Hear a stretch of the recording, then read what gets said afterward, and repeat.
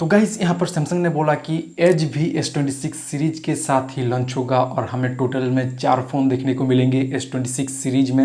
लेकिन फिर बोला कि यहाँ पर हमें प्रो भी देखने को मिलेगा, S26 बेस वेरिएंट को ही प्रो कर दिया जाएगा और अब एज वेरिएंट को ही कैंसिल कर दिया है। और सबसे शॉकिंग बात, एक्सिनोस आ रहा है इंडिया में। तो एक्चुअली में चल क्या रहा है S26 सीरीज में, कंप्लीट ब्रेकडाउन करेंगे, वीडियो को एंड तक जरूर देखना। सबसे पहले तो बैड न्यूज से शुरू करते हैं, जो कि S26 एज को यहाँ पर सैमसंग ने ऑफिशियली कैंसिल कर दिया है। ओरिजिनली सैमसंग की तरफ से 4 फोन प्लान थे। सबसे पहले तो होता है ये Samsung Galaxy S26 pro, S26 edge, S26 plus और ऑब्वियसली अल्ट्रा। लेकिन अब जो न्यूज निकल कर आई है, S26 एज को कैंसिल कर दिया है और इसका मेन रीजन है जो पिछले साल के जो सैमसंग गैलेक्सी S25 एज आया था उसका सेल काफ़ी कम हुआ है, जो भी एक्सपेक्टेशन था। मेजरली इसका सेल इंडिया में काफ़ी कम हुआ है और इसका मेन रीज़न रहा है कि हाई प्राइसिंग और इसका मार्केटिंग भी कुछ हद तक कम हुआ है एज कम्पेयर टू S25 और S25 अल्ट्रा। और सेकेंड रीज़न ये भी हो सकता है कि iPhone 17 एयर लगभग वही सेम तरह के ही प्राइस रेंज में आ रहे हैं, S25 एज की तरह ही।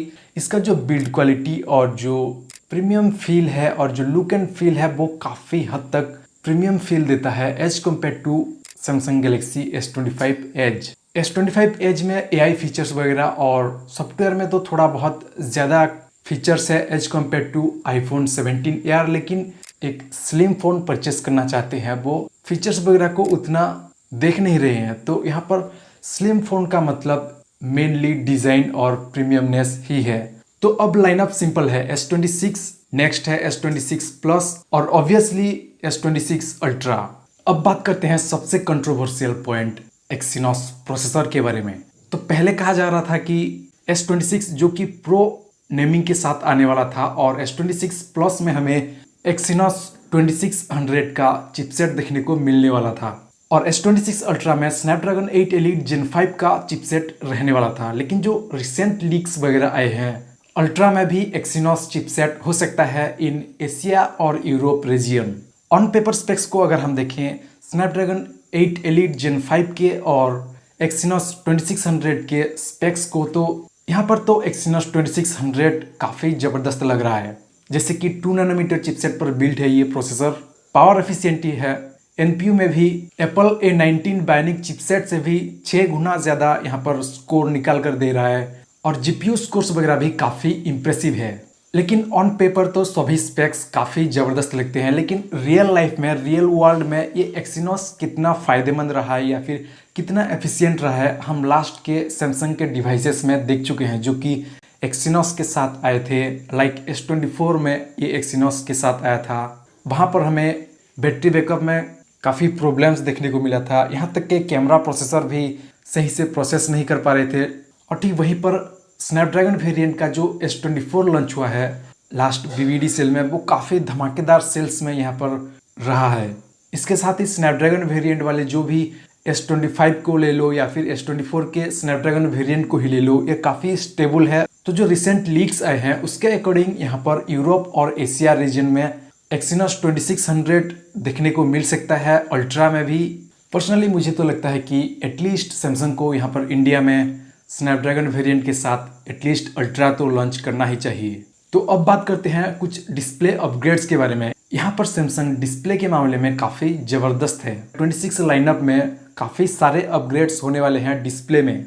एक तो है ये AI प्राइवेसी डिस्प्ले, जहाँ पर हार्डवेयर प्लस AI का कॉम्बिनेशन देखने को मिलेगा और इसके बारे में हमने डिटेल्स में बात किया है लास्ट वीडियो में। AI प्राइवेसी डिस्प्ले के साथ 144 हर्ट्ज फास्ट रिफ्रेश रेट के साथ भी डिस्प्ले आएगा। स्क्रोलिंग और गेमिंग वगैरह काफ़ी फ्लूइड यहाँ पर लगने वाले हैं। 10 बिट पैनल के साथ भी होगा, 1 बिलियन कलर्स और इस बार जो डिस्प्ले बनेंगे ना, ये सैमसंग के लेटेस्ट E14 OLED पैनल पर, जो कि काफ़ी पावर एफिशिएंट है। इसके साथ ही लॉन्गर लाइफ स्पैन भी है इस पैनल का, फास्टर टच रिस्पॉन्स, और ये सिमिलर टेक iQOO 13 में भी यहाँ पर देखने को मिल चुका है लास्ट टाइम। और नेक्स्ट क्रेजी फीचर्स है 6000 नीट्स का पीक ब्राइटनेस। S25 अल्ट्रा में 3000 नीट्स तक का पीक ब्राइटनेस है, उसका डबल हमें देखने को मिलेगा S26 अल्ट्रा में।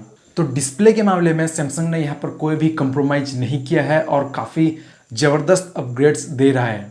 अब बात करते हैं परफॉर्मेंस और बैटरी के बारे में। तो S26 अल्ट्रा का जो बेस वेरिएंट होने वाला है वहाँ पर ही हमें 16 GB का रैम देखने को मिलेगा और जो टॉप वेरिएंट है वहाँ पर 18 GB तक के रैम भी देखने को मिल सकते हैं।